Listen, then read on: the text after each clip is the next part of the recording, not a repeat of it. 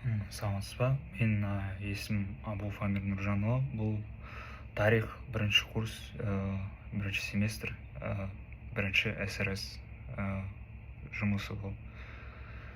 Ең басынан мен түрік қағанатын бастасам, оның хронологиясы 502 жыл, 603 жылға дейін бұл қағанат өмір сүрді. 552 жылы Бумын деген қаған жужандарды, немесе аварлар десек, олар жеңетті, и мемлекет осы жерде құрылады. 30 теле тайпасын жинап, Бумын түрік қағанатын құрады. Сосын Бумын екі баласы болады, Қараеске және Мұқан. Қараеске жужандар Бурат тауында қайтадан шайқасқа шыққан кезде олар қайтадан жеңеді. Ал Мұқан деген баласы жужандар соңғы рет шайқасқа шыққан кезде оларды қайтадан жеңіп тастайды. Солай түрік қағанаты жужандар толықтай талқандап өз мемлекетін толық құрады.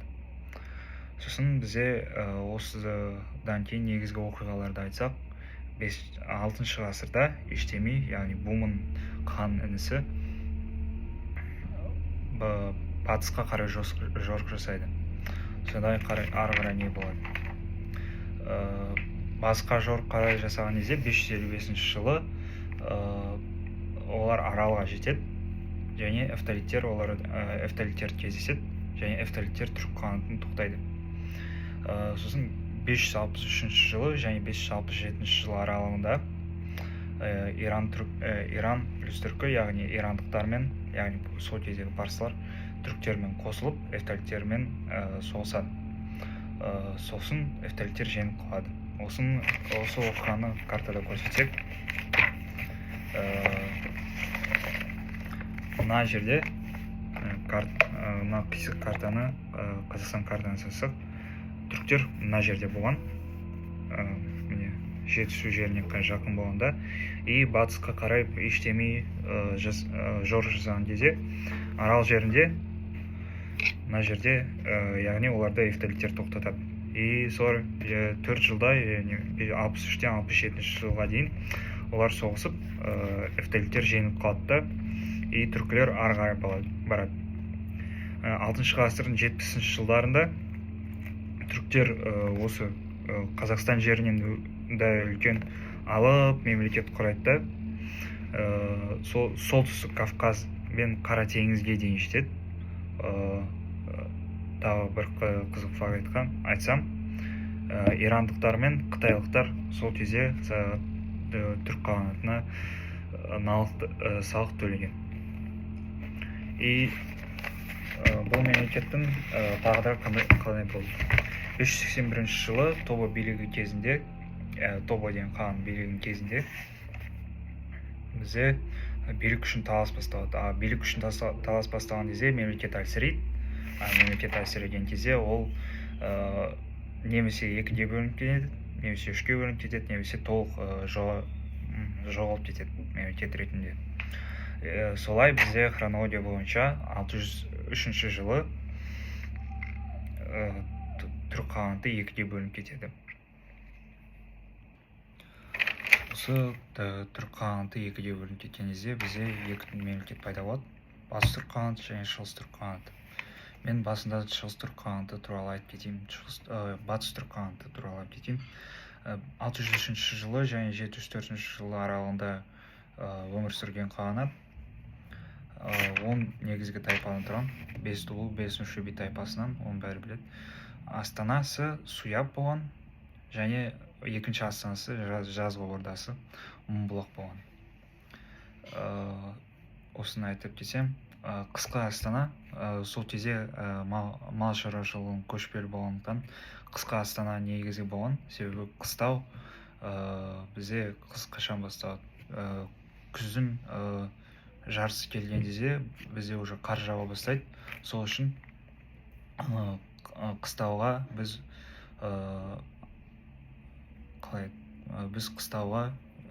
күздің ортасында немесе күздің бірінші ай біткенде кетіп қаламыз. сол көшпелі мал шаруашылықпен айналыссақ. Сондықтан негізгі уақытты сол қыстауда өткізгендіктен қысқы негізге ол қысқы орда негізгі болған. Сол қысқы орда бізде Суяб, ал жазғы ордасы Мыңбұлақ. Сосын мемлекет бізде Шу өзенінің бойында құрылған. Оны картада көрсетсек, мысалы мынау бізде Қазақстан картасы болса, батыс түрік қағанаты өте үлкен мемлекет. Яғни мына жерде Каспий болса, мына жерден мына жерде примерно Балқаш болса, мына жерде Арал болса, бұлай үлкен алып жерді алып тұрған. Және Каспийдан ары кетіп түрік қағанаты сияқты Қара теңізге жеткен, солтүстік Кавказға жеткен өте үлкен мемлекет болған. Яғни өте мықты мемлекет болған. Сонда саяси тарих қалай? Бізде негізгі 4 қаған болған сол кезде. Тардуш бірінші қағанды, сосын 2 қаған Шегу мен Тон, и сонда Ешбар елтеріс. Бізде Шегу мен Тон кезінде қағанат өте қатты дамыған, яғни өзінің ең мықты кезіне жеткен. 627 жылы мысалға Тон Византияға көмек береді. Византия сол кездегі соғыстарға түріктерден көмек сұрағандықтан Византияға Тон көмек береді. Сосын осы 3 қаған өзінің билігін билеген соң 634 жылы Ешбар елтеріс келеді. Сол Ешбар елтеріс Онық-Будын жүйесіне енгізген, яғни 5 ұлы 5 би тайпалар. Сондықтан оны Онық-Будын жүйесіне енгізген хан деп айтады. Сосын бізде не болады? 640-657 жылдары аралығында Дулу мен Нешеби тайпаларының арасында бізде соғыс болады. Қалай соғыс? Түрік қағанатындай болған соңғы кезеңдерінде болған билік үшін төбелес басталады. Сондықтан осы билік үшін төбелестің барлық мемлекеттің бір тағдыры ол әлсіріп кету. Сондан бізде не болады? Олар 659 жылда Қытай Суябты басып алады, яғни батыс түрік қағанатының негізгі астанасын. Бізде 8 ғасырдың басына қарай, яғни 710 жылдарына біз батыс түрік қағанаты толық әлсірейді. И қалай болады? Солай мемлекет ішкі соғыстардан өзі жоғалып кетеді. Сосын шығыс түрік қағанаты. Шығыс түрік қағанатын айтып кетсек, ол негізгі Қазақстан тарихына өзінің әсері қатты болмады. Яғни бізге ол көбінесе қатысты емес. Ол Моңғол тарихына және Қытайлардың тарихына мағынасы көбірек. Бірақ та оның хронологиясын айтсақ, 682 жылда болған. 682 жылы құрылып, 744 жылы құлдыраған мемлекет болған. Сонда территориясы Монғолия болған. Яғни біз қайтадан сол картаны алсақ, мынау Қазақстан картасы десек. Қазақстан картасы, мына жерде Каспий, Арал, мына жерде Жетісу болса, шығыс түрік мемлекеті осы жерден былай ары қарай кетеді, и осы жерде қазіргі Монғолия орналасқан, қазіргі Монғолияда орналасқан мемлекет болып табылады. Шығыс түрік қағанатында бізде негізгі 4 қаған болған. Батыс түрік қағанатындай сол кезде қалай болды? Біріншісі елтеріс, немесе құтлық қаған деп айтады. Ол бірінші қаған болған. Ол мемлекетті құрған, және мемлекетті өз аяғынан көтерілген болған. Орыстар айтады ғой, с колен поднимал. Солай елтеріс өз мемлекетін тұрғызады. Сосын екінші қаған, Қапаған болып табылады қан. Ол кезінде Шегу мен Тон сияқты батыс түрік қағанатында ол кезде мемлекет нығаяды. Сосын Білге қаған мен Күлтегін қаған. Олар батыс түрік қағанатымен салыстырсақ, яғни батыс түрік қағанатында бізде 659 жылында Қытай Суябты басып алады, ал солай батыс түрік қағанаты бізде Қытаймен дос болмады, яғни олармен соғысты. Ал бізде Білге мен Күлтегін олар қарама-қарсы, яғни олар Қытаймен достасты. Сол кезде Қытай ол өте үлкен мемлекет болған, мықты, және басты қалай айтсақ, тауар өндіретін, сол кездегі торговый, қалай айтсақ, торговый басшы болады ғой, себебі көп тауар сол кезде де Қытайдан шыққан. Сосын осындай үлкен мемлекетпен дос болған үшін олардың өздеріне неғайды шығыс түрік қағанаты. Сосын Күлтегі мен Тоныкөк олар бізде ежелгі түркі жазуларын қайнатып кетті. Олардың атынан шыққандай Күлтегін бізде жазба тастар қалдырды, Тоныкөк деген жазба, ол яғни Орхон, Енисей руна жазбалары.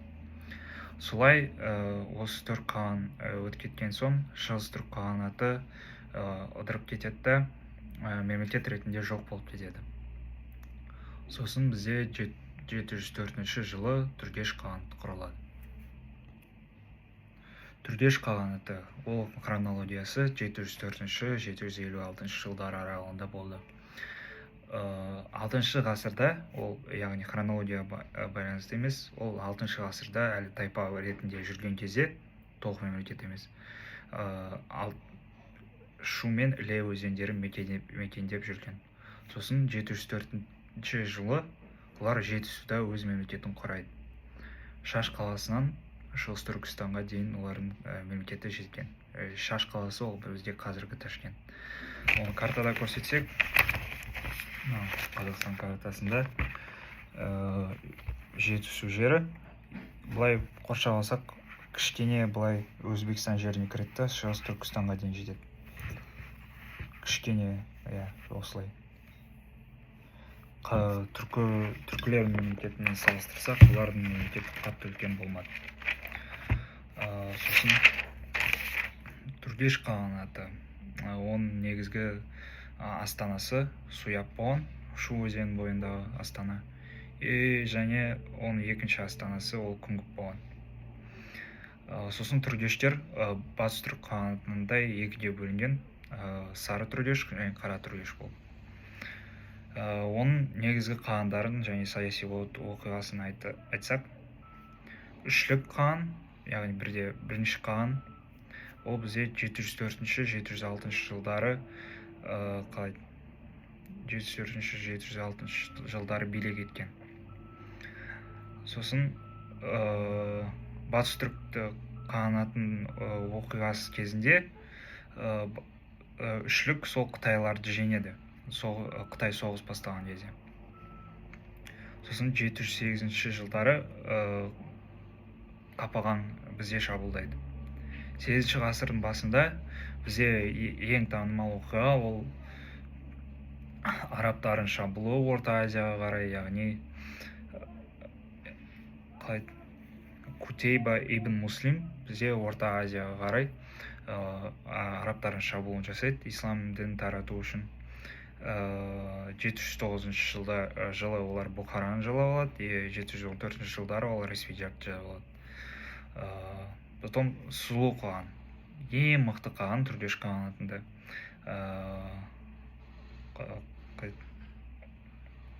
Ол 715 пен 738 жылдары аралығында билік еткен. Сұлу қаған кезінде астанамыз Тараз болған, яғни Түргеш қағанатының астанасы Тараз болған. Сол және Сұлу қаған ол бізде гениальный тактик бол деп айтсақ болады, соғысты жүргізе алатын адам. Ол 3 жақты соғыс жүргізген. Батыста арабтармен соғыс жүргізген, шығыста қытайлықтармен соғыс жүргізген, солтүстік шығыста олар шығыс түрік қағанатымен соғыс жүргізген. Яғни шығыс түрік қағанаты мен айтқандай Білге мен Күлтегін кезінде олар Қытаймен достасты да, сондықтан олар солтүстік шығыста Қытаймен бірге Сұлу қағанға қарсы соғысқа шыққан. 720-721 жылдар аралығында бізде суық қаған кезінде Кулишор деген әскер басы болған. Ол арабтармен бірге соғысты. Сосын 737 жылы бізде суық қаған мен қарлықтар қосылып, арабтарды толықтай талқандау үшін қосылады да, арабтарды 737 жылы жеңеді. Сол кезде суық қағанды сүзеген деп айтады. Сондай мықты болған. 738 жылы бізде Пағатархан деген адам пайда болады. Пағатархан суық қағанды сүзгенді сатып кетті. Яғни ол көрмеген кезде артынан нож в спину деп айтады ғой орыстар, солай оны сатып кетіп өлтіреді. Осы аралықта 738 жылы суық қаған өлген соң сары мен қара түргештер билік үшін таласады. Билік үшін таласқанда мемлекет ішкі соғыстардан ыдырай бастайды. Солай 748 жылы қытайлықтар батыс түріктен Суятты жаулап алған кезде, олар түргештерден енді қайтадан Суятты басып алады. 748 жылы, 751 жылы бізде танымал Атлас шайқасы басталады. Таластармен арабтар қытайлықтармен соғысады. Сосын не болады? Осы Атлас шайқасына қатысты факт, Атлас шайқасынан кейін олар қазақ жеріне 1000 жыл қайтпады. Қарлықтар сол кезде арабтарға қосылған еді, бірақ та арабтар солай қытайлықтар жеңеді. 756 жылы бізде түргеш қағанатты толықтай құлдырайды. Ішкі соғыстардан, яғни сары түргештер мен қара түргештерден.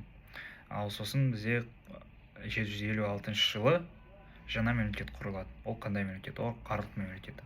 Қарлық мемлекеті бізде қайда 756-743 жылдар аралығында өмір сүрді. Қарлық қағанатына тоқталып кетсек, бізде Қарлық қағанаты бірінші мәлімет Қарлық қағанаты туралы жазба деректерде кездеседі, терек теле тайпаларында. Мысалға, түрік мемлекетінде түрік деген сөз өзі 542 жылы пайда болды. Бірақ та түрік қағанаты 52 жылы құрылған. Сондықтан бізде мемлекеттер туралы мемлекет құрылғанға дейін мәліметтер пайда болуы мүмкін. Солай 5 ғасырда терек теле тайпаларының жазбаларында Қарлық қағанаты кездеседі. Күлтегін жазуында бізде не айтады? Шығыс түрік қағанатының құрамында болған деп айтады. Тяньшу хроникасын деген кітабында, қытайлардың 7 ғасырда Бұлақ, Жікіл, Талшық деген тайпалардан құрылған деп жазып тұрады. Бірақ та Әл-Маврази айтады, 9 тайпа бар деп. Территориясы Жетісу. Толықтай айтып кетсек,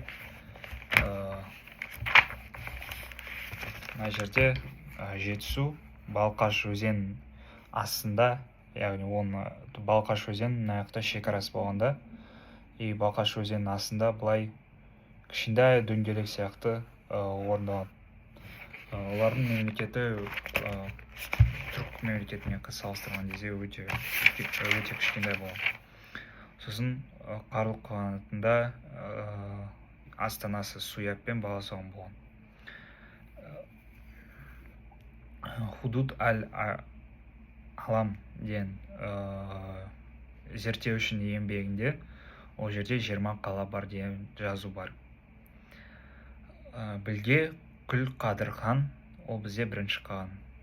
Яғни біз саяси тарихын айтып кетсек, Қытайлармен соғысқан қарлықтар 766-75 жылдар аралығында. Сосын не болады? Қарлықтар олар жеңіп тастайды. Сосын ұйғырлармен соғысқа шығады 9 ғасырдың басында. бізде 840 жылдары. Қарлұқтар қырғыздармен қосылады ұйғырларға қарсы. Қарлұқтар қайтадан жеңеді. И соңында бізде саманиттер, яғни ирандықтар, парсылар 9 ғасырдың ортасында қарлұқтармен соғысқа шығады. Ол соғыстың өзінің ерекше аты болған, марафон соғысы сияқты.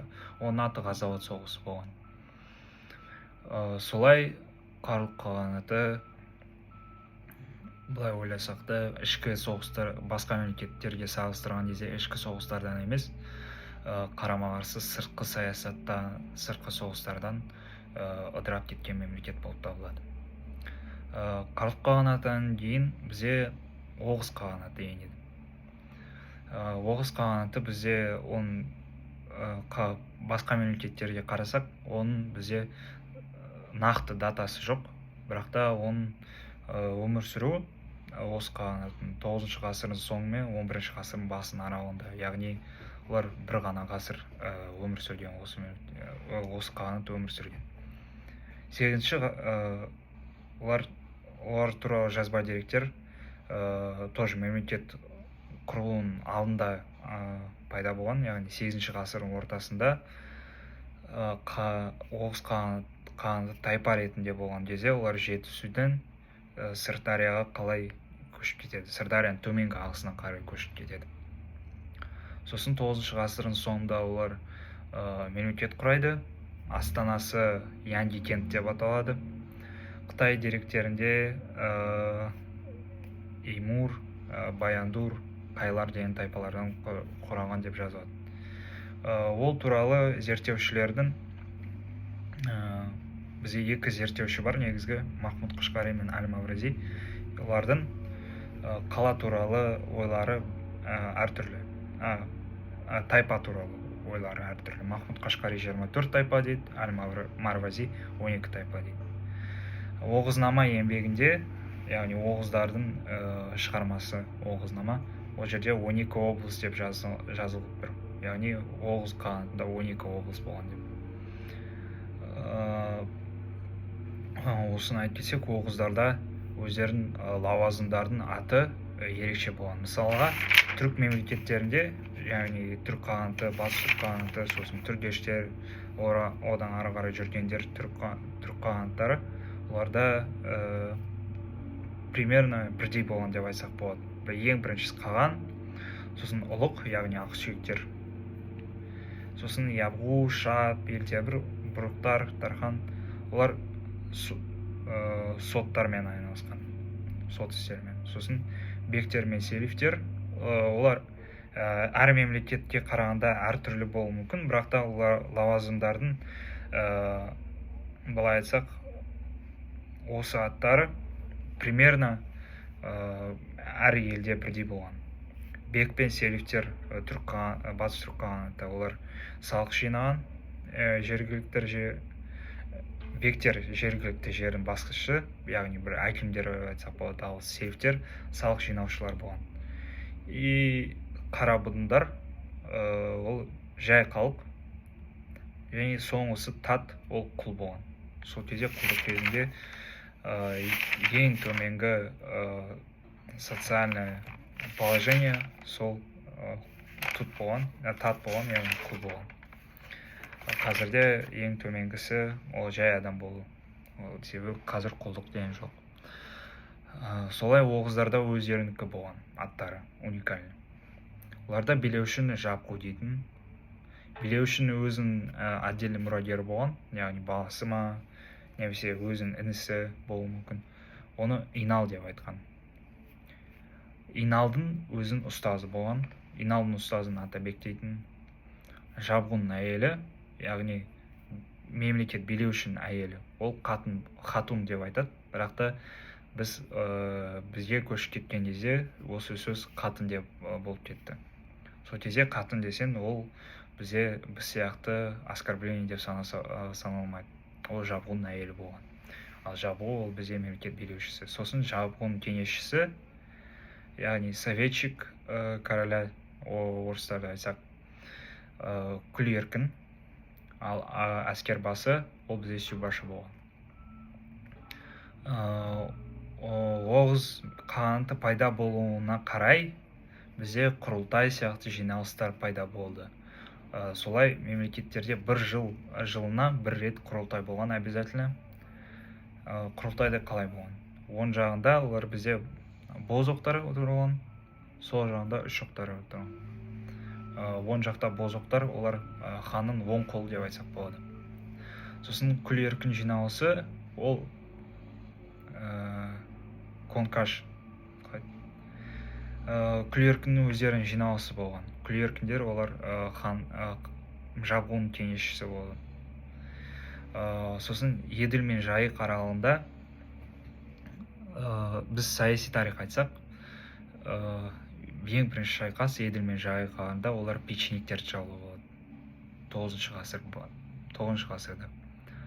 Сосын екі соғыс болған негізгі. Оғыз бен Киев Руси қосылады. Сол екі соғыстарда 65 жылы олар қазарлармен төбелеседі. Олар жеңеді. 85 жылы олар болғарлармен шайқасқа шығады. Олармен шайқасады. Және оларды да жеңеді. 11 ғасыр қыпшақтар бізде Оғыз мемлекетін және сыр бойын бүкілдеп жаулап алды. Солай Оғыз қағанаты өзі жоқ болып кетеді. Бір қызық факт, орыстар оғыздарды торг деп атаған. Оғыздар торг деп атаған. Тағы да айтып кетсек, мен оғыздарды картада көрсетуді ұмытып кеттім. Картада көрсетсек, оны қайда орналасқан. Оғыздар негізгі 8 ғасырда Жетісудан Сырдарияға көшіп кеткен кезде олардың мемлекеті Арал теңізінің қасында болған. Яғни міне Арал примерно осындай кішкентай дөңгелекті алсақ, яғни ол кездегі үлкен аралдың ең соңына дейін жеткенде бұлай шекара дөңгелек ретінде болған.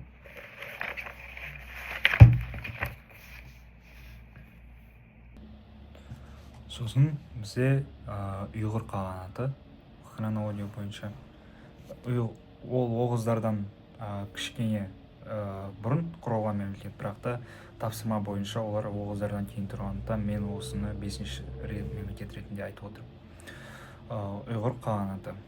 Ол бізде 844 жылы 840 жылдар аралығында өмір сүрген мемлекет болып табылады. Олардың бізге қатысты, біздің Қазақстан тарихына қатысты мағынасы көп болмағандықтан, қалай айтсақ болады, оның орналасуы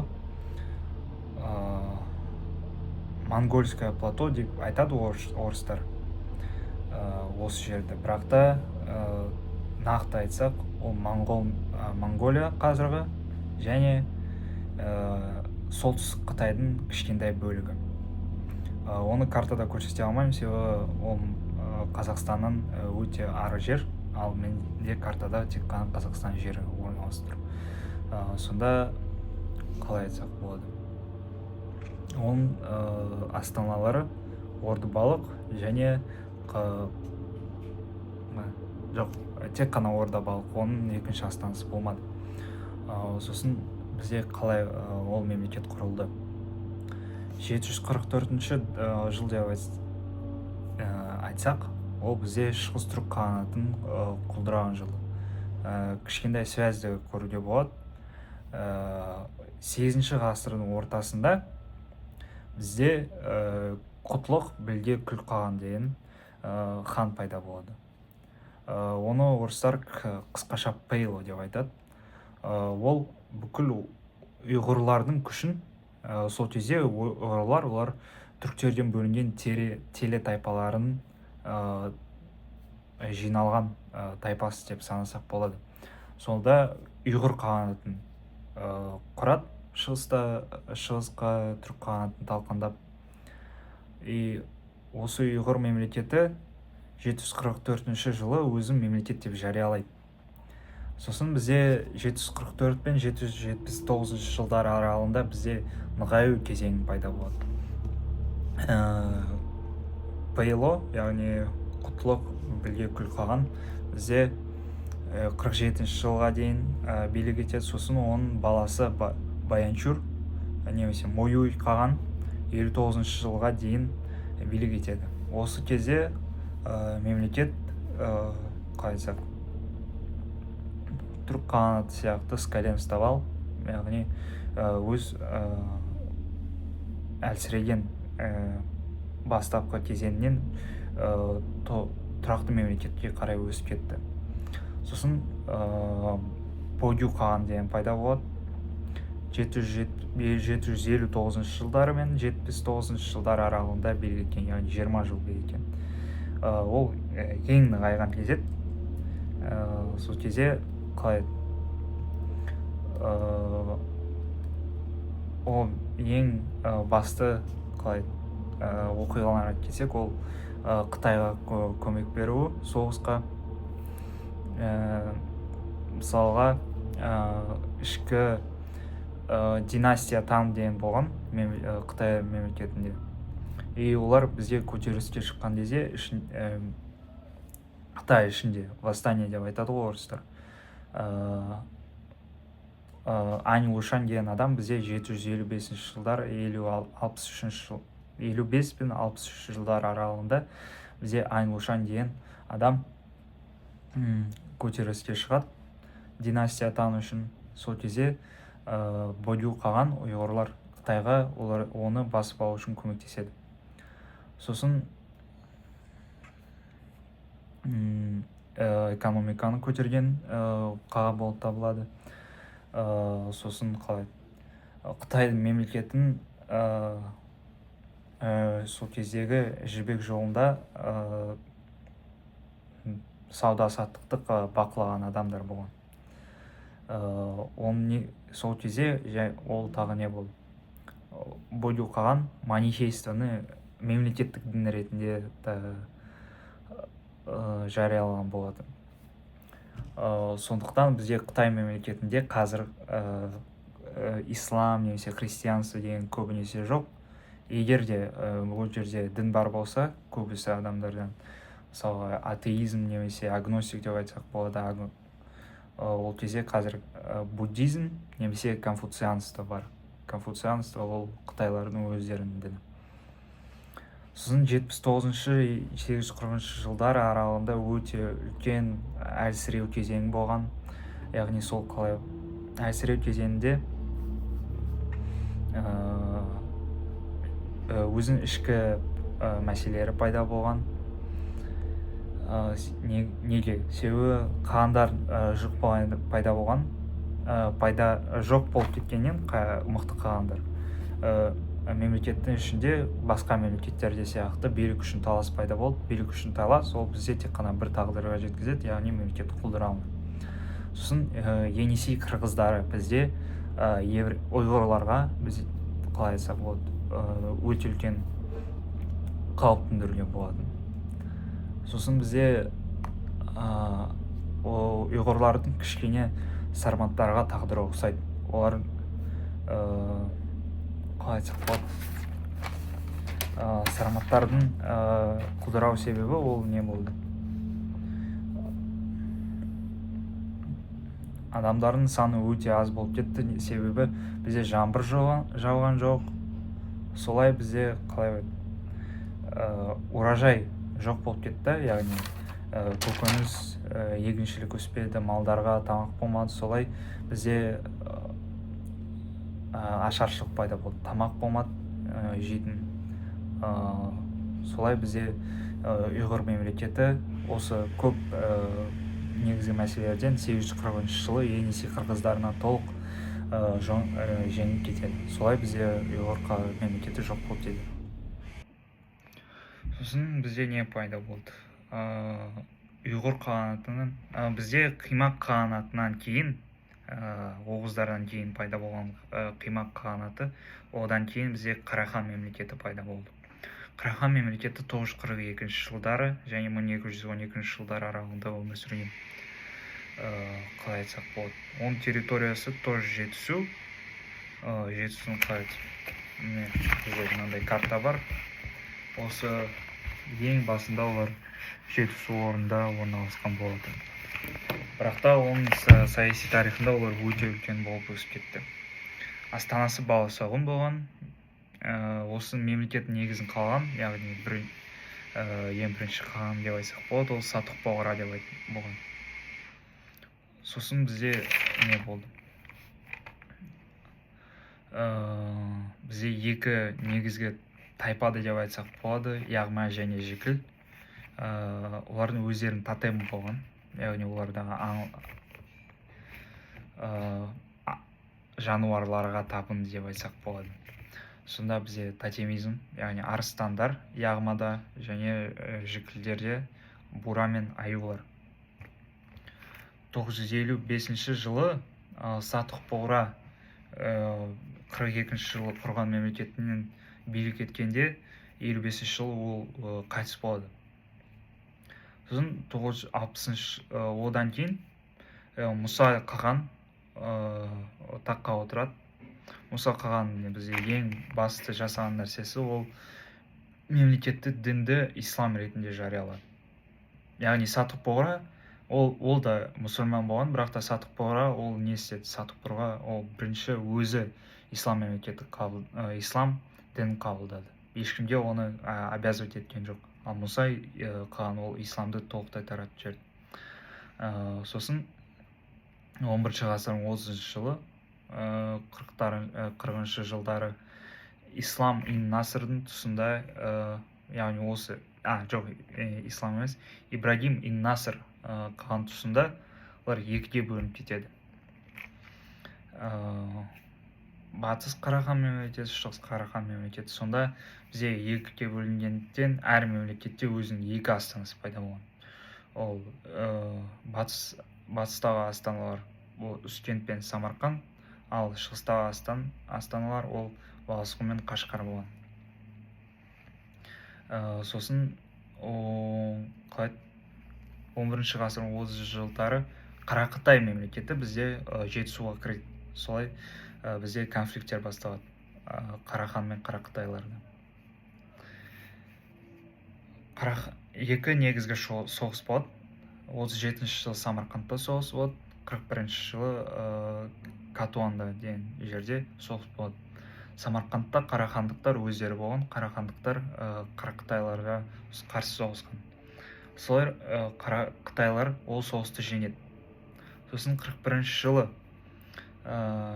Самарқандты тақалдаған соң 41 жылы Катуанда қарахандықтар Селжұқ Оғыз тайпасымен бірлесіп Қарақытайларға қарсы қайтадан күш береді. Қарақытайлар оларды қайтадан жеңеді. Солай Қарахан мемлекеті олар әлсірей бастайды, оның ішкі мәселелері пайда болады, билік үшін далас. Осының бәрін тағдыры бір, мемлекет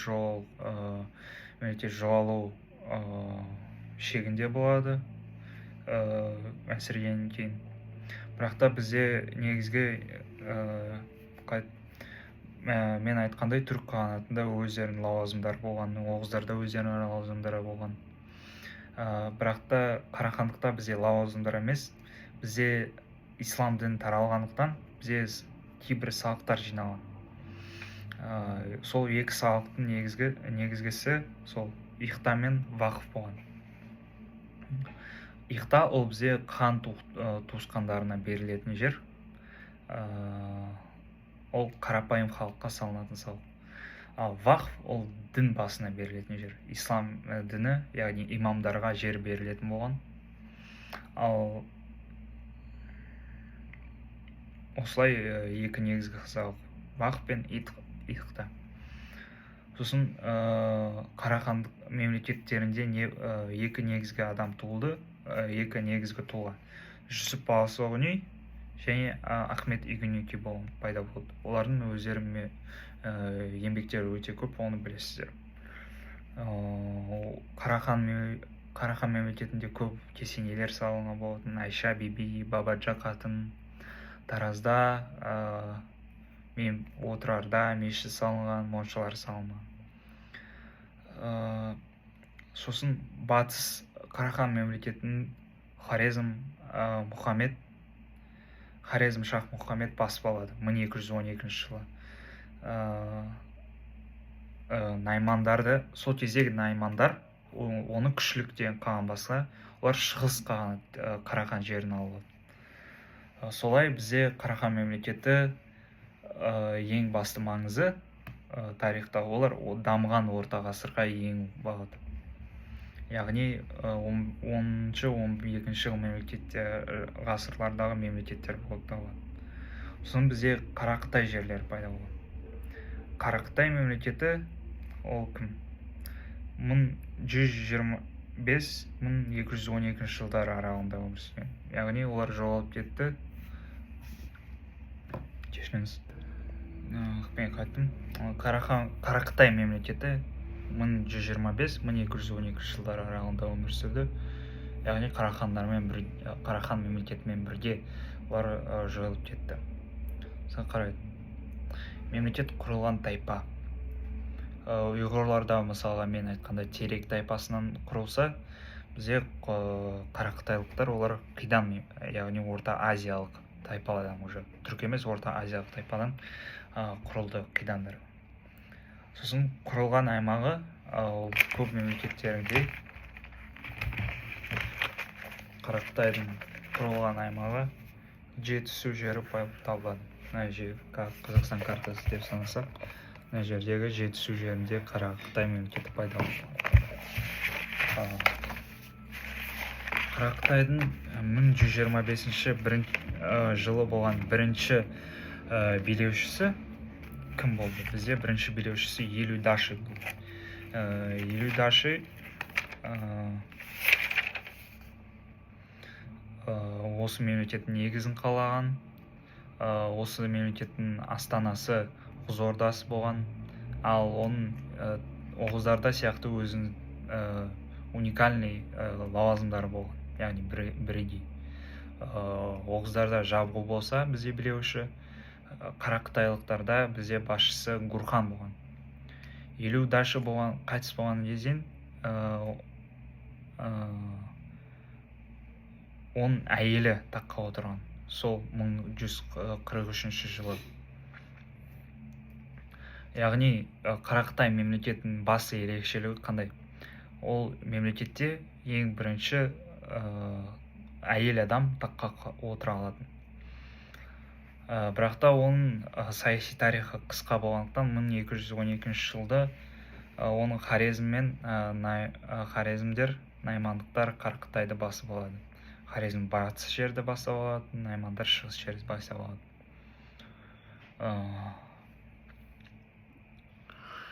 Қыпшақ хандығы сол кездегі дамыған орта ғасырдағы ең үлкен мемлекет болып табылады.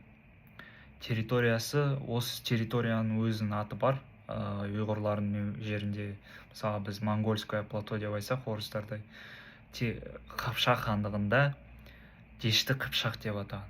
Ол қалай? Алтайдан Дунайға дейін жеткен. Яғни мысалға Қазақстан картасын алсақ, өте үлкен жер болғанда, мына жақтағы ең шығыс жерінен былай ары қарай Қазақстанның примерно қандай жері? Одан әрі кеткенде Дунайға дейін жеткен. Яғни өте үлкен мемлекет болған.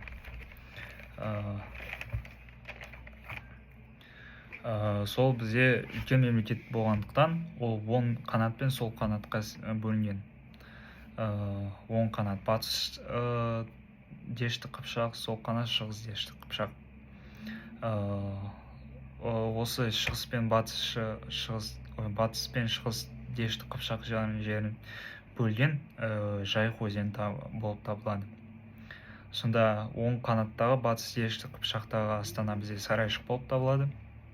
Сол қанаттағы шығыс Дешті Қыпшақтағы астана бізде Сығанақ болып табылады. Сонда Сығанақ ол бізде сыр бойында орналасқан қала болып табылады.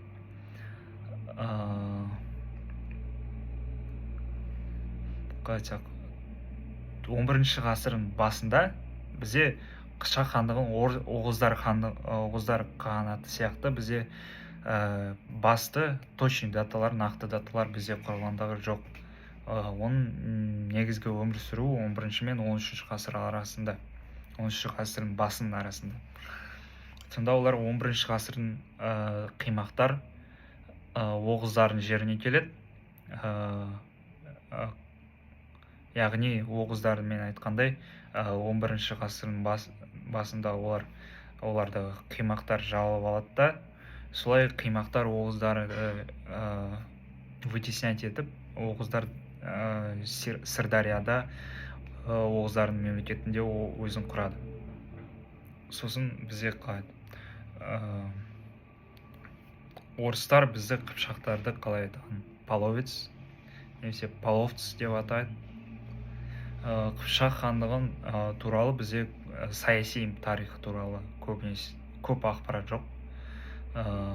Бірақ та венгрлер бізде қалай айтсақ болады? Венгрлер ағылшынша хангари болады. Олар ғұндардың, яғни потомоктары.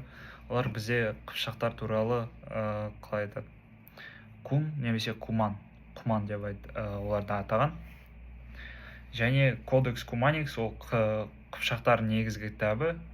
Мысалы Шыңғыс ханда бізде Яса деген заң жинағы бар болса, қыпшақтарда бізде кодекс Куманикс сияқты кітап болды. Ол Венгрияда орналасқан. Сосын мен Қыпшақта хандығын алдында не болғанын айтсам, бізде Қимақ қағанаты мен Қыпшақ қағанатында, яғни сол кезде бірлестік болған. Яғни бізде Қимақ қағанаты немесе Қыпшақ қағанаты сияқты отдельный мемлекет болмады. Бірақ та біз Қимақ қағанаты мен Қыпшақ хандығын бірлестігін тоже государство деп айта алмаймыз, яғни мемлекет деп айта алмаймыз, себебі ол централизованный болмаған, орталықсыздалған. Ол Евросоюз сияқты бір нәрсе болған деп айтсақ болады, яғни бірнеше мемлекеттің бірлестігі деп айтсақ болады. Сонда оның территориясы қандай? Ол Қыпшақ хандығы Дешті Қыпшақ болса, мынандай Қимақтар мен Деш Қыпшақтарын қосу одан да үлкен мемлекет болып айтсақ болады. Сонда Қазақстан жері мен Батыс Сібір жерін алған, осында үлкен мемлекет болған. Сонда оның ордасы, осы мемлекеттің негізгі ордасы Иртыш деген өзеннің ортасында, ортаңғы ағысында болған. Сонда бізде ең басты мемлекеттерге жер ол Астана болған, бүкіл мемлекеттерде Астана болған. Қыпшақ Қимақ одағында бізде не болған? Бізде Астана Имақия болған. Қимақ мемлекетіндегі Имақия сол кезде осы бірлестікте тоже Астана болған. Бірақ та оны мемлекеттің астанасы деп айтсақ болмайды. Себебі ол просто қағанның резиденциясы, яғни қаған сол қалада өмір сүрген, бірақ та ол Астана болмады. Ол бірлескен одақтасқан бірнеше мемлекеттің қағандары жиналу орны болған. Сосын бізде не болады?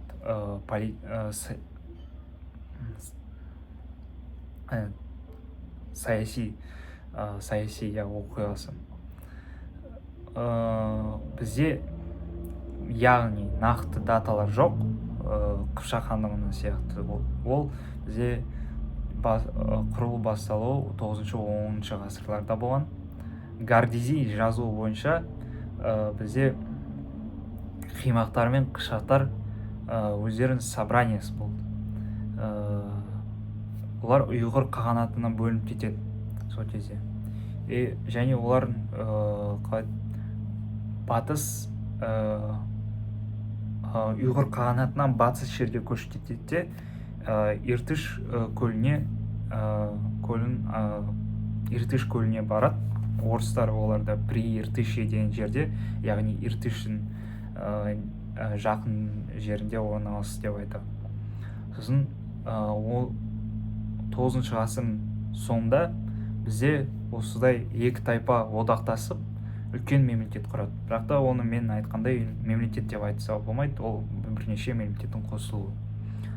Сосын бізде олардың негізгі құрылымы ең басында 7 тайпа болған, сосын 12 тайпа болып кетті. Ең басты тайпа ол бізде қимақтар болған, ал қыпшақтар осы жерде атында неге пайда болған, себебі ол ең батыс және ең саның бойынша үлкен қағанат болған. Сондықтан оны қағанаттың қалқаны деп айтады, щит деп айтады, себебі ол соғыс кезінде оның негізгі әскери күші болған. Содан кейін бізде бастығы бойынша эймурлер, татарлар, баяндырлар кетеді қалады тайпалардың бастылығы бойынша. Сосын осы мемлекет 11 ғасырға қарай бөлініп кетеді. Яғни уже конкретно әр мемлекеттің өзінің шекаралары пайда болады, олар бөлініп кетеді. Батысқа қарай олар ары қарай жүрген кезде қыпшақтар ең саны үлкен мемлекет болғандықтан, саны үлкен тайпа болғандықтан олар батысқа қарай барады. Олар мен айтқандай алдында Дунайға дейін жетеді. Солай осыны қыпшақтардың ұлы қыпшақтардың көшуі деп айтады. Осыны себебі қимақтар осы одақта қыпшақтарға кішкене былай давление көрсеткен деп айтсақ болады. Содан кейін қимақтар, қыпшақтар өзінің ең үлкен саны болған тайпадан айырылған кезде кішкене олар әлсіреп кетеді қимақтар. Сосын 11 ғасырдың басында қимақ қағанаты бізде әлсірегеннен жоғалып кетеді да, бізде Қыпшақ хандығы ғана қалады. Қыпшақ хандығының жері Дешті Қыпшақ, ол ең үлкен мемлекет болған сол кездегі бізде тарихқа қарағанда. Солай бізде қимақ Қыпшақ ханатының бірлестігі Қыпшақ хандығына айналып кетеді. Енді осы Қыпшақ хандығы мен қимақ Қыпшақ хан бірлестігінен бұрын болған мемлекет туралы айтсақ, ең үлкен сол кездегі мемлекет, ең мықтысы Хазар қағанаты болды. Хазар қағанаты бізде түрік қағанатынан бөлінген тайпалардың бірлестігі деп айтсақ болады. Оның орналасу қайда? Нижний Волга, яғни Волганың төменгі ағысы, солтүстік Кавказ және Крым. Солай көрсетсек оны картада. Мысалға мен айтқандай, аралының қасында бізде дөңгелек сияқты шекара болған. Ол осы мынандай кішкентай емес, орташа мемлекет оғыздар болған осы жерде. Ал бізде Хазар хандығы осылай Арал теңізінен кішкене былай кетеді Каспийге қарай. И осы түрік қағанаты солтүстік Кавказға жеткен сол кездегі мына жерге солтүстік Кавказға дейін жетеді, үстінен былай Крымға жетеді. Осылай осы жерде бізде Хазар хандығы орналасқан болады. Хазар хандығының оқиғасы қандай? Жоқ, бірінші астанасын айтып кетсем, 8 ғасырдың басына дейін ол жерде Семендер деген жерде бірінші астана болған. Бірінші астана ол солтүстік Дагестанда орналасқан. Қимақ Қыпшақ бірлестігінде ол астана болмады, ол просто қан резиденциясы болған. Сол жерде қан өмір сүрді. Ал негізгі астанасы 8 ғасырдан кейін Атил, яғни Атил деп айтады кей кезде, ең басты астанасы болған. Ол жерде жай ғана қан емес, өмір сүрген емес, ол жай ғана қан резиденциясы емес, ол жерде мегаполис болған деп айтсақ болады, сауда орталығы деп айтсақ болады осы мемлекеттің. Ол жерде көп діндер жиналады, осымен танымал болған, яғни мұсылмандар, иудейлер, орыстар язычники деп айтады, кейбір осы адамдардың діндері жиналғандықтан. Хронологиясы айтып кетсек, мен айтып кеткендей, ол хазарлар түрік қағанатынан, скорее всего, түрік тайпалар болған, яғни түрік народ деп айтсақ болады орысша. Осы батыс түрік қағанатынан бөлініп кеткендер болған. Олар 7-ші ғасырдың ортасында өз мемлекетін құрған болатын. Ұйғырлар мысалы, ұйғырларды 8-ші ғасырда құрған болса, бізде хазарлар 7-ші ғасырдың ортасында өздері мемлекетін құрған. Ең басты ерекшелік хазарлар мемлекетінде, олар араб халифатымен шайқасқан. 7-8 ғасырда арабтармен соғысқан. Неге?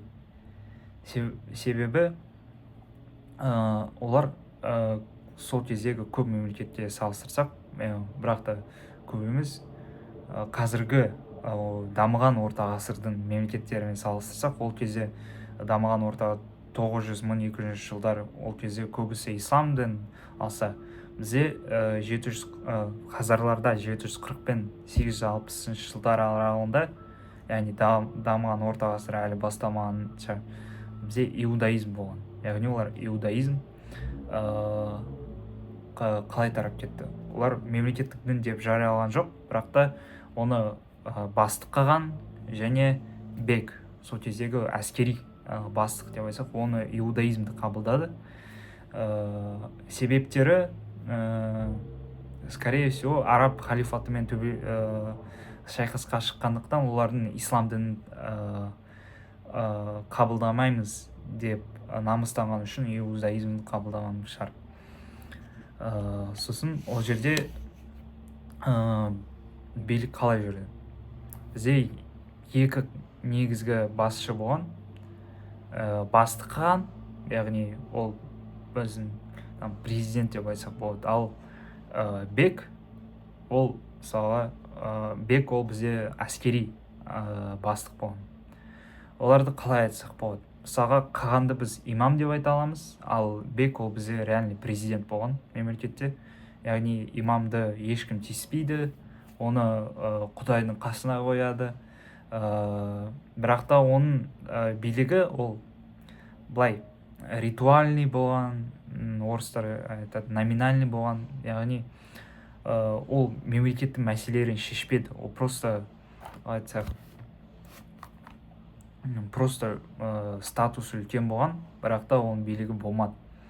Ал және қарапайым халыққа ол доступ болған жоқ, қарапайым халыққа оған жету үшін. Себебі оның өмірінде осы қағанның өте көп шектеулер болған. Ал бек, немесе шат деп айтады кейбірлер, ол бізде реальный президент болған, мемлекеттің ішкі саясатымен, сыртқы саясатымен айналысқан, мәселелерді шешкен адам болған. Сосын бізде не болады? 9 мен 10 ғасыр арасында олар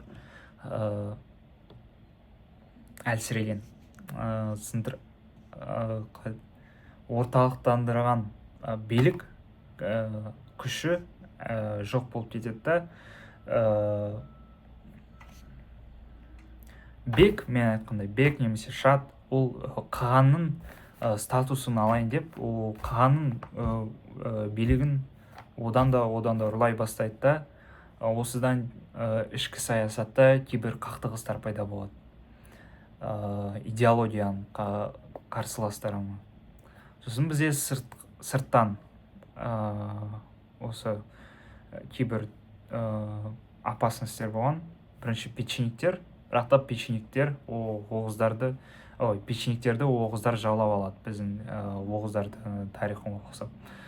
Бірақ та оғыздармен қосылып, оғыздармен Киев Русі қосылады да қалай болады? 65-ші жылы мен одан бұрын айтып кеткенде Оғызға тарихында олар хазарларды толықтай талқандап тастайды. Нақты айтып кетсек, Киев Русі хазарлардың ең басты жауы болған, және сол Киев князі сол соғысты басшысы болған. Ол Святослав Егорович. Ол хазарларды, яғни солтүстік Кавказды, Дагестанды мемлекеттерін жаулап алды да орыс күшіне алып кетеді. Сосын 68-69 жылдары бізде хазарлар толықтай әлсірегендіктен, яғни соғыса алмағандықтан жойылып кетуі бастаған кезде Святослав Егорович бізде толықтай Атиль олардың астанасын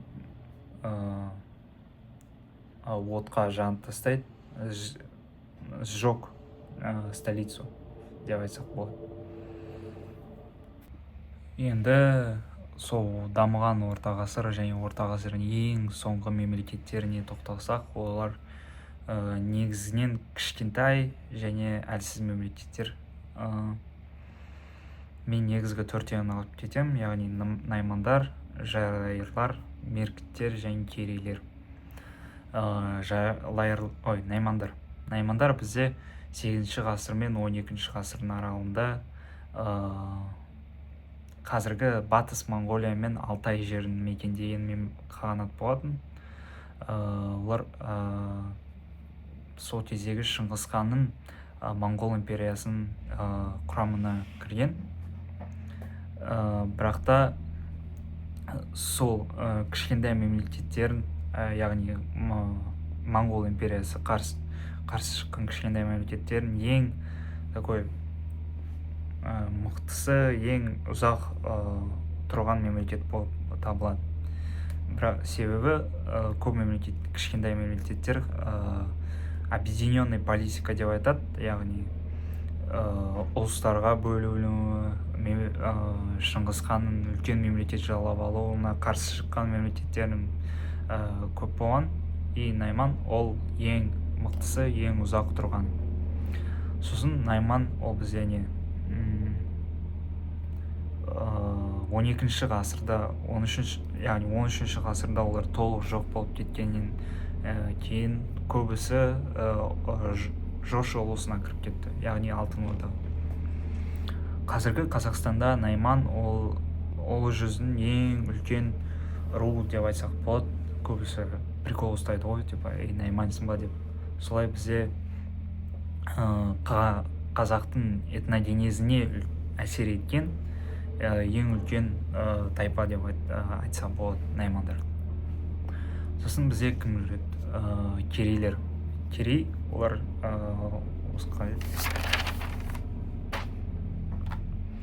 Керулен өзені қасында орналасқандықтан олар Керей мемлекеті Керей деп аталып кетті, Керулен өзені қасында болғандықтан. Хронологиясы қалай айтты? Олар туралы нақты дерек өте аз. Бірақ та руникалық ескерткіштерде, Архон руникалық ескерткіштерінде ол 6 мен 8 ғасырда аралығында құрылған мемлекет емес, бірақ та бірлестік деп айтсақ болады осы тайпаның. 12-ші ғасырдың басында олар осы бірлескен тайпалар өзі мемлекетін Шығыс Қазақстан мен Монғолияның жеріне құрады. Олар моңғолдармен, наймандармен қақтығысқа шыққан, соперничали, қақтығысқа шыққан деп айтсақ болады. И наймандар сияқты ол Шыңғыс ханның ең басты жауларының бірі болған. Яғни Шыңғыс ханға қарсы наймандар сияқты оның объединенный политикасына, үлкен мемлекет жалауларына қарсы шыққан мемлекеттердің бірі табылады. Керейлер наймандар сияқты ұлы жүздің ең үлкен рулардың бірі болып табылады. Және жалайырлармен бірге олар этногенезге емес, көбінесе олардың әсері әскери салт дәстүрлерге көбінесе әсер еткен осы керей мен жалайырлар. Енді жалайырлар. Жалайырлар хронологиясы, олар 6-шы ең осы тайпалардың арасында ең ұзағы деп айтсақ болады, ең бұрын пайда болған. Түрік қағанатынан 6-шы ғасырда бөлініп кетіп, өздерінің мемлекетін құрайды, және жалайырлар олар қалған мемлекеттер емес, оларға қарсы олар Моңғол империясына қосылады, және оның құрамында үлкен әскери лауазымдарды алады өзіне. Және жалайырлардың ұлы жүзіне кірген ең тайпалардың біріне енгеннен басқа, оларда негізгі ең екі әсер еткен тұлға. Шыңғысханның ең жақын досы және ақын болған, әрі батыр болған Мұқылай сол жалайырлардың мемлекетінде туылады. Ал Шыңғысханға ант берген басында адал досы, бірақ та кейін қас жауы, яғни Шыңғысханға ант беріп, оның преданный, покорный человек әскері болғаннан кейін оны сатып тастаған, предать еткен, ол қас жауына айналып кеткені ол Жамұқа болды. Жамұқа деген осы адам жалайыр мемлекетінде тұрған. Енді ең соңғысы меркіттер. Меркіттердің тарихында ұзақ емес. Меркіттер олар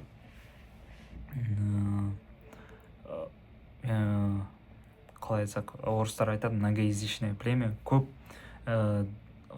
түрік тайпаларынан құралған мемлекет.